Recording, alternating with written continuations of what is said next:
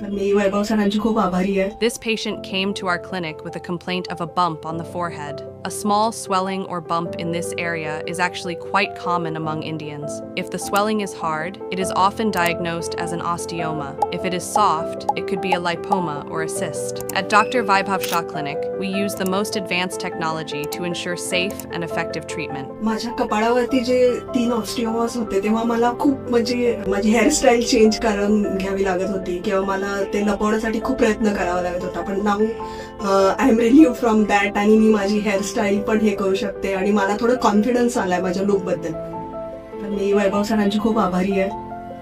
Dr. Vaibhav Shah, based in Mumbai, has successfully treated the highest number of forehead pathology cases, making him one of the most trusted specialists in this field. So, if you have a swelling or bump on your forehead, just like the patient shown here, you can reach out to us at the number provided. Thank you.